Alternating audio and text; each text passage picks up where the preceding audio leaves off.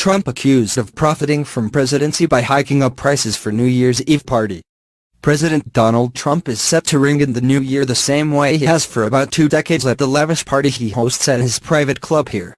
But this weekend's gala at Mar-a-Lago, his first since becoming president, will be a little different. The security will be tighter. The crowds will probably be bigger.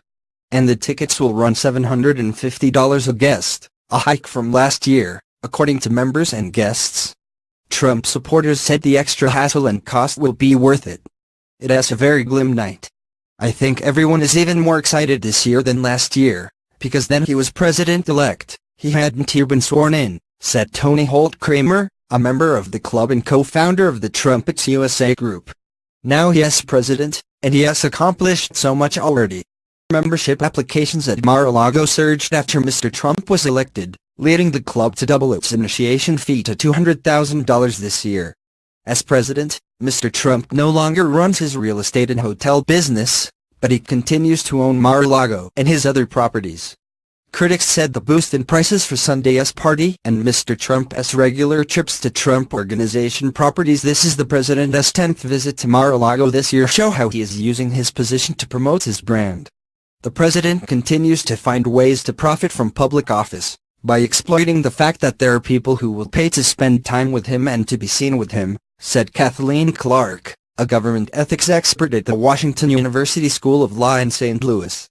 The White House and Trump Organization officials did not respond to requests for comment. A woman who answered the phone at Mar-a-Lago declined to share details about the party with a non-member and said there was no press office to respond to inquiries. For some, the New Year's Eve bash at Mar-a-Lago is the highlight of the Palm Beach social season.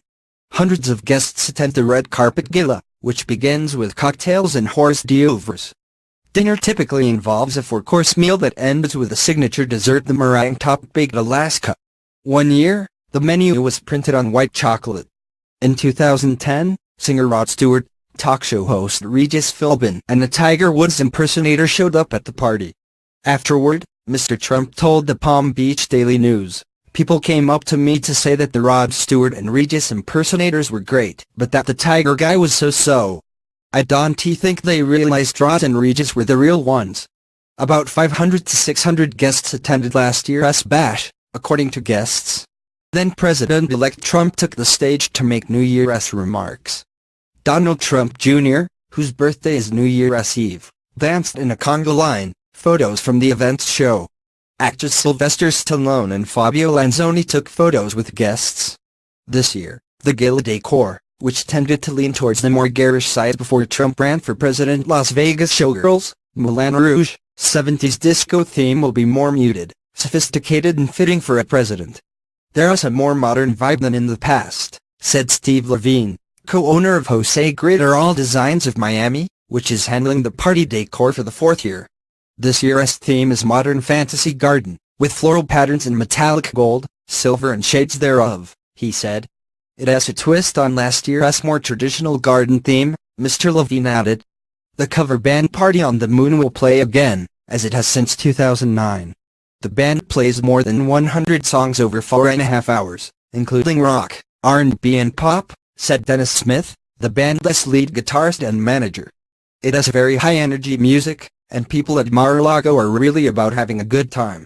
As soon as the doors open, people hit the dance floor, he said. This year's event is expected to be bigger than last year's, with a VIP area being built on top of the stage, according to an employee who helps out with events at the club. Tickets cost $600 for members and $750 for guests, an increase from last year, as Politico first reported. Ms. Kramer said tickets this year may be hard to come by because members get first dibs. I expect most of the members will want to be there. It is going to be fabulous, she said, adding that Trump will be the last one to leave the party, and the first one up in the morning, tweeting, "Lucky for us, he don't need a lot of sleep." Mar-a-Lago's New Year's Eve scene isn't for everyone, especially as the party has grown bigger and become more high-profile.